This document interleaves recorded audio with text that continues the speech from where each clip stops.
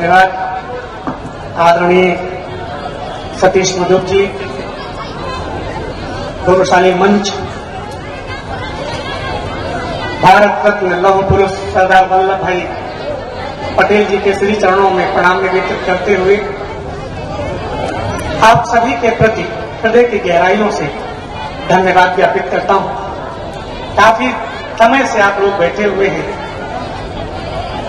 ये बहनें उधर 4-5 बहनें हमारी, जिनको धोती मिली थी, साड़ी मिली थी, तो हमको लग रहा साड़ी के लिए लड़ रही थी, पानी के लिए लड़ रही। कुछ लोगों को नहीं मिली थी, तो उनसे निवेदन है कि बैठ जाओ, पानी मिल जाएगा, बैठ जाओ। नहीं, वो तो बैठे हैं, आप बैठ जाओ। वो बैठे हैं जिनको आप बैठने करी, वो बैठे हैं, क्योंकि कुछ लोग व्यवस्था बनाने वाले वही व्यवस्था गड़बड़ करते हैं। भाई सब लोग सुन रहे हैं शिव कुमार जी। मैं निवेदन कर रहा हूँ हाथ जोड़ करके, भले हमारा एक हाथ गड़बड़ है, कोई बात नहीं, लेकिन निवेदन कर रहा हूँ आपसे कि आप बैठ जाइए। बैठ जाओ भैया। हाँ, हिंदुस्तान में लगभग 2000 से ज्यादा मैंने मंच पढ़े जी, लेकिन पिछले 2 या 3 वर्ष पहले मुझे याद आ रहा है, माननीय मंत्री जी की उपस्थिति में यशवंत नगर में मैंने कवि सम्मेलन पढ़ा था। हाँ भैया, वो कवि सम्मेलन आज भी मेरे जेहन से हटा नहीं है। जी मित्रों, जब कोई कवि सम्मेलन का मंच होता है, हाँ, मंत्री चाहे प्रदेश का हो या केंद्र का हो, वो सिर्फ उद्घाटन करके तुरंत चला जाता है। इटावा में ऐसा नहीं होता। सिर्फ इटावा में नहीं, बल्कि मैं तो ये कहूंगा माननीय मंत्री जी मुझे ऐसे मिले जो पूरी रात बैठ की कविता सुने, पूरा सुनते हैं। हमारा डिग्री कॉलेज का भी आते पान सुनते हैं, क्योंकि कविता सुनने वहां सुनते हैं। इस पर ताली बजाइए एक बार साहित्य की इसी सम्मान के लिए। हाँ, कविता सुनने के लिए वैसा दिल भी बनाना पड़ता है। बेशक बहुत लोग आए थे कवि सम्मेलन देखने, वो चले गए। जो कविता सुनने आए थे वो अभी भी बैठे।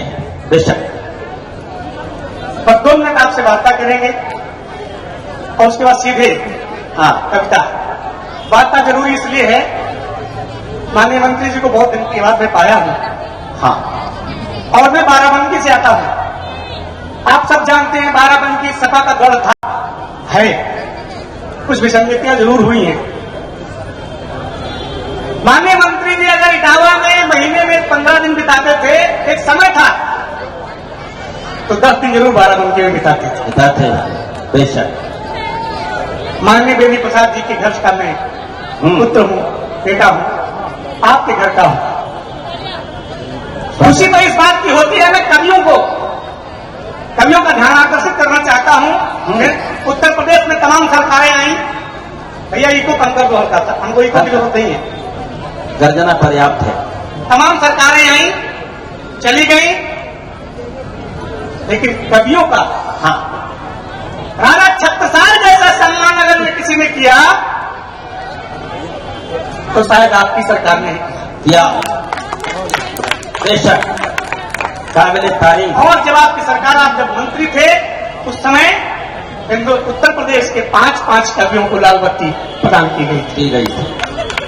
अच्छा है, इसलिए कवियों का धर्म बनता है कि जो अच्छाई है उसका बखान करें, और कहीं अगर कमी दिखे और कमी हम आपके सामने नहीं कह पाए तो शायद हम कवि होने का दम्भ भरते हैं, कभी नहीं हो सकते। जिंदाबाद, बढ़िया। इसलिए जो व्यवस्था से जुड़े हुए हैं आशीष पटेल जी, उनसे निवेदन है कि 2 माताएं हमारी बहुत डिस्टर्ब कर रही है, उनसे निवेदन कर लिया जाए, थोड़ा शांत कर ले, क्योंकि मुझे सिर्फ 10 मिनट चाहिए। कविता सुनने तो नहीं आई है, ये पक्का है। जो कविता सुनने आता है वो माइक कर देखता है। एक बार ताली बजा दें, उसके बाद मैं ताली बजाने के लिए नहीं कहूंगा।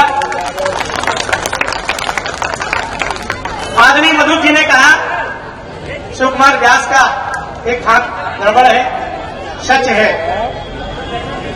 एक मार्ग दुर्घटना में मेरा एक बेकार हो गया था, लेकिन कष्ट कोई नहीं है आदरणीय मधुर जी, क्योंकि ईश्वर ने अगर एक हाथ ले लिया है तो इसके बदले में लगभग प्रत्येक दिन आप जैसे हजारों हाथ दे दिए। हाँ, एक कष्ट जरूर है। हाँ, वो कष्ट एक छंद के माध्यम से आप तक पहुंचाता हूं। अगर चाट कायता नहीं की ये माता जी को अच्छा बंद कर लो इनको भाई। यहाँ माइक बुला लो, यहाँ मंच पे आ जाओ। ये हरी धोती वाली तो आप पानी मार रही है, आप मंच पे आके बैठ जाएंगे। आप क्यों खड़े हो रहे बार बार? सबसे ज्यादा डिस्टर्ब तो आप ही कर रही है। मंच ताली बजा देगा एक बार, ये मंच ताली बजा दे बहनों के लिए। सही कहा है माननीय मंत्री जी, किसी ने सही कहा है कि 500 आदमी बैठे हों तो आवाज नहीं सुनाई पड़ेगी, और 5 महिलाएं कहीं बैठी हों। आज बिल्कुल चरितार्थ कर दिया। दोनों हाथों को उठा के ताली बजाइए जरा एक बार। ऐसे नहीं ताली बजाएगा अपनी कक्षा में रहेंगे। बहुत देर से भाई मधुर जी हमारे कह रहे ताली बजाओ ताली बजाओ। वो क्यों कह रहे हैं? ताली तो आप बजा रहे हैं, लेकिन ताली बजाने का तरीका गड़बड़ है। हाँ, अनिल जी हमारा तरीका जानते हैं। जब भी आपको ताली बजाना है, दोनों हाथ ऊपर हवा में उठाइए। कभी शब्द में ऐसी तालियां बजती, एक बार अभ्यास हो जाए। दोनों हाथ ऊपर उठाइए सभी लोग, सभी लोग। लेकिन माननीय मंत्री जी जब ताली बजा सकते हैं तो आप क्यों नहीं बजा सकते? सब पंक्तियां पढ़ता हूँ। अगर चार दुकान का नहीं कि शीश न झुकाया कभी, सत्य लिख कर धर्म आज मैं निभाता हूँ। क्या कहने?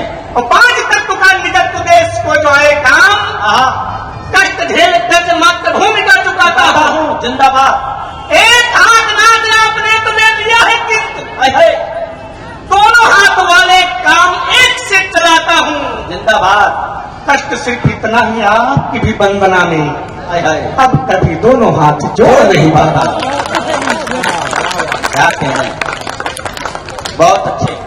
तब कवियों से और पत्रकार बंधुओं से जो मीडिया से हमारे बीच में है, उनसे निवेदन करना चाहता हूँ। हाँ, क्योंकि देश के चौथे स्तंभ होते हैं आप, सत्य झूठ की मंडी में न टिकने पाए।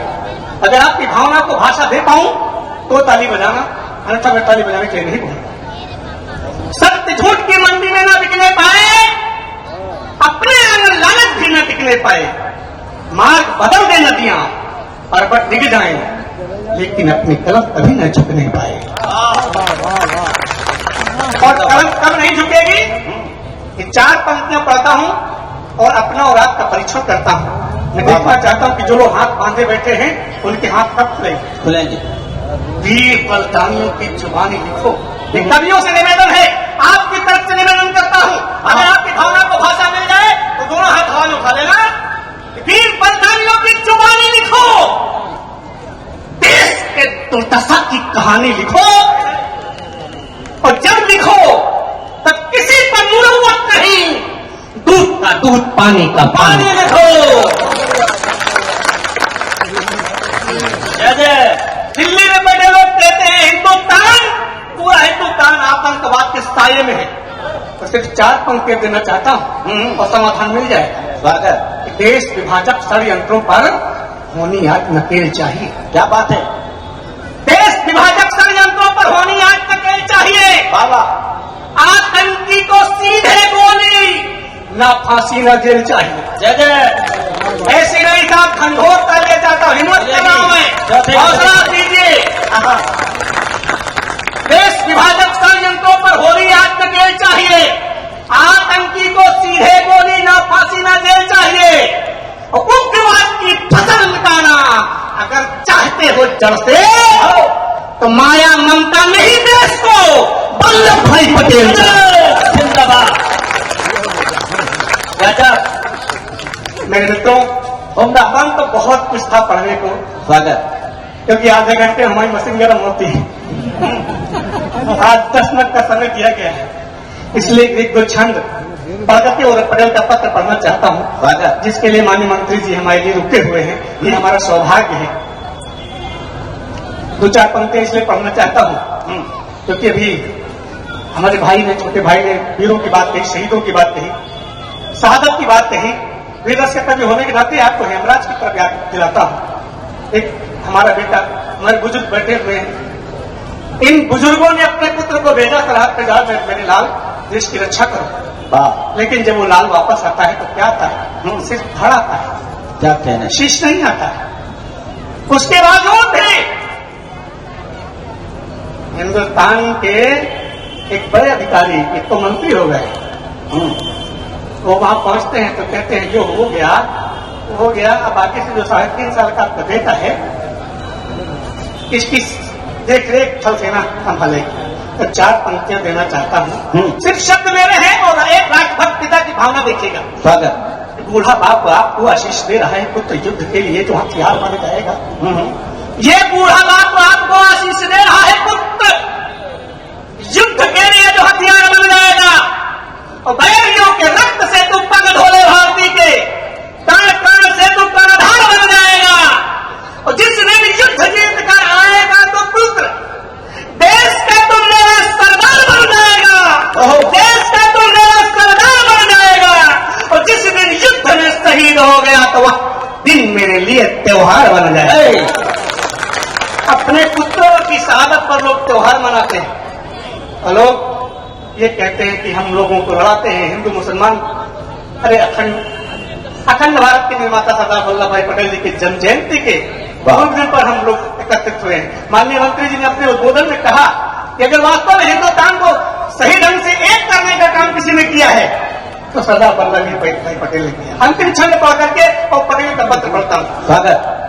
जब माननीय मंत्री जी माननीय सेनाध्यक्ष माननीय विक्रम सिंह चले गए तो उनके पिता तो थे ही नहीं हेमराज, उनके चाचा ने अगर कुछ कहना ही तो ईश्वर से कहें, इंसानों से कहने से क्या फायदा। और देखिए साहब क्या कहते हैं कि द्वारका की नाथ नाव आज मेरी डूब रही। राष्ट्रभक्ति का एक छंद दे रहा हूं। द्वारका की शिल्प देखिएगा।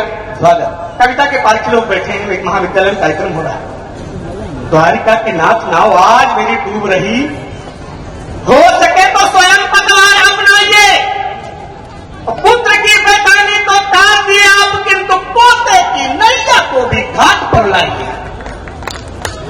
विनती है और एक सुनो मेरे दीनानाथ, राष्ट्रभक्त भावना हृदय में उपजाइए। और बेटे की तरह चाहे पोता भी शहीद हो, किंतु घुसपैठियों से देश को बचाइए। किंतु घुसपैठियों से देश को।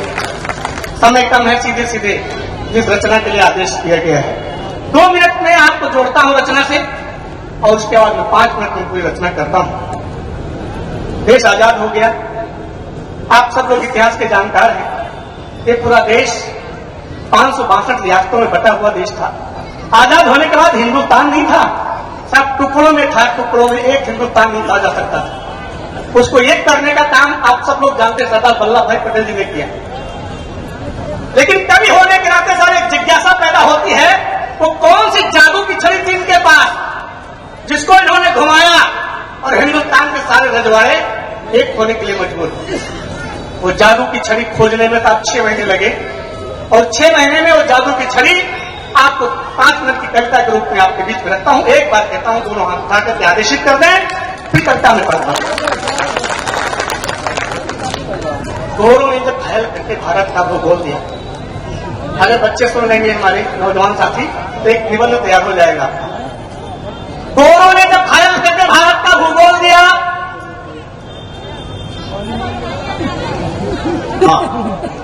गौरव ने जब घायल करके भारत का भूगोल दिया, वीर प्रसूता पसुधा ने तब लोह पुरुष अनमोल दिया। क्या बात है। जिसने मां को द्रवित देखो संकल्पित पर ठाना है, बिखरे माला के मोती सब एक सूत्र में लाना है। चिंतन करके पत्र लिखा, चिंतन करके पत्र लिखा, घर रजवाड़ों के छोड़ा था। वो पत्र नहीं, ऐसा लगता कि यह समेध का घोड़ा है। जिंदाबाद। चिंतन करके पत्र लिखा, घर रजवाड़ों के छोड़ा था। वो पत्र नहीं, ऐसा लगता कि यह समेध का घोड़ा था। जैसे जैसे हर रजवाड़ा चिट्ठी खोल रहा था, अक्षर अक्षर लौह पुरुष का पौरुष बोल रहा था। कुछ समय के लिए आप लोग रजवाड़े हो जाए साहब, मानसिकता से आपको पटेल के पत्र की ताकत समझ में आ गया। जैसे जैसे हर रजवाड़ा चिट्ठी खोल रहा था, अक्षर अक्षर लौह पुरुष का पौरुष बोल रहा था। इस विलय पत्र पर हस्ताक्षर कर अपनी राय बचा लो, वरना दुष्परिणाम झेलने का मंतव्य बनाओ। बहुत अच्छे।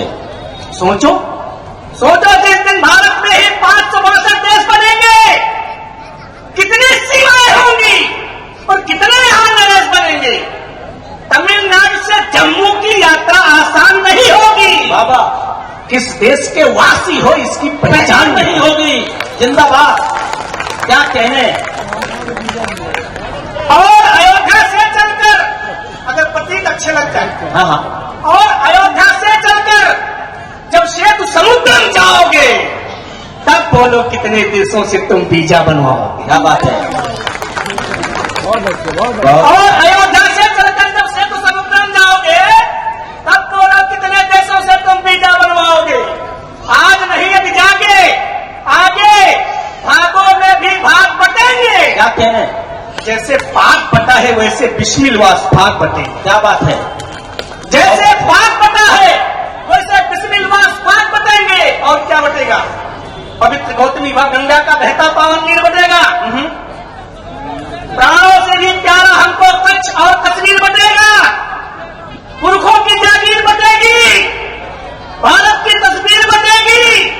भारत की तस्वीर बटेगी। पुरखों की जागीर बटेगी। धरती पर आने वाले हर बच्चे की तकलीफ बटेगी। बहुत अच्छे।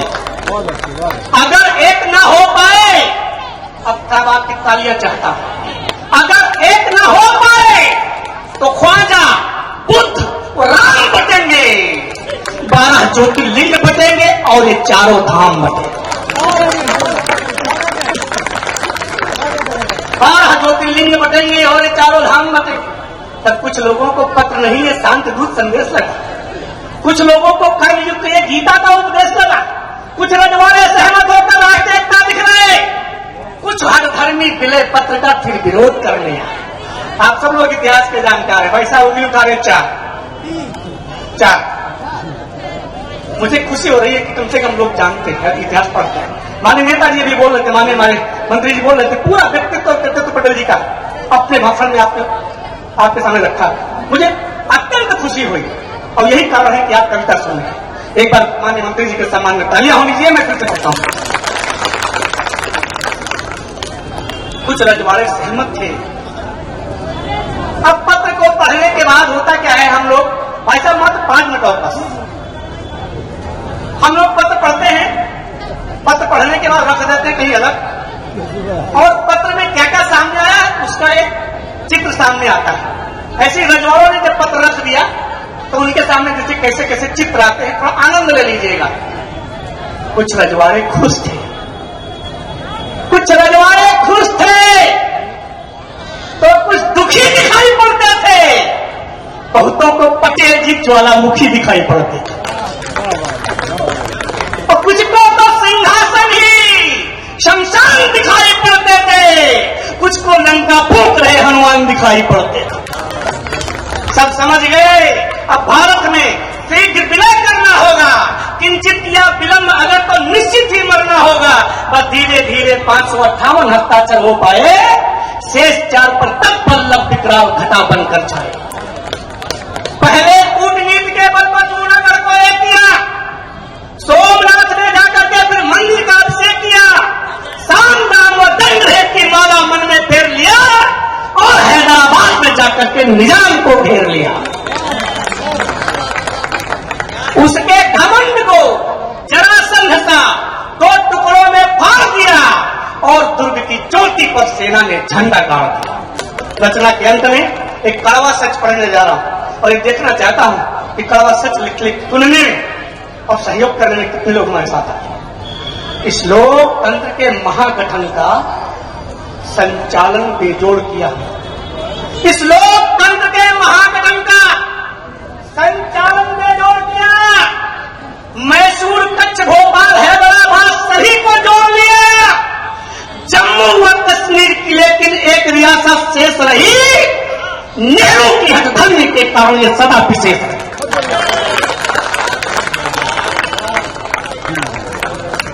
वरदान, इससे और कड़वा सच बोल रहा हूं, आपकी सबकी तालियों का हिम्मत में कह रहा, हौसला दीजिएगा। नेहरू की हठधर्मी के कारण ये सदा विशेष रही। वरदान भाई साहब अंतिम पंक्तियों सुन लीजिए। वरदान बापू का यदि नेहरू पर भरपूर नहीं होता तो भारत माता के मस्तक पर यह नासूर नहीं होता। मैंने शुरू में कहा था कवि का धर्म निभाता हूं, कवि का धर्म निभाता हूं, नासूर को खत्म नहीं किया गया है तो धन्यवाद भी बनता है। जो पटेल के शेष बचे थे पूर्ण किया है दिल्ली ने, एक रियासत और हिंद में बढ़ा दिया है दिल्ली। सूरज के आंगन में फिर से छाई अब खुशहाली है, जो नासूर बना था उसकी शल्य क्रिया कर डाली। लेकिन बीच में गई। ये व्यक्तित्व जिसने हिंदुस्तान को आधुनिक भारत का निर्माता, आधुनिक भारत का निर्माण कर दिया, अखंडता प्रदान की, और कुछ मंसूबे ऐसे आए, उन्होंने क्या कहा, भारत तेरे टुकड़े होंगे इंशाअल्लाह। तब 4 पंक्तियां सिर्फ जवाब के देकर के स्थान लेना चाहता हूं, और इस जवाब में आपका सहयोग मिले दावा से कि इस धोखे में मत रहना, इस धोखे में मत रहना, यह बात बांट दी जाएगी। इस धोखे में मत रहना, यह बात बांट दी जाएगी। जिस डाली से खतरा होगा डाल काट दी जाएगी।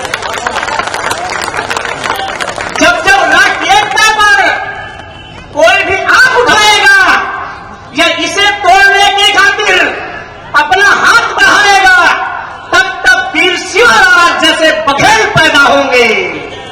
भारत की मिट्टी के कांकड़ से पटेल पैदा होंगे। भारत की मिट्टी के कांकड़ से पटेल पैदा होंगे। दोनों हाथ को उठाए, बोले भारत माता की, भारत माता की, भारत माता की। बहुत बहुत धन्यवाद।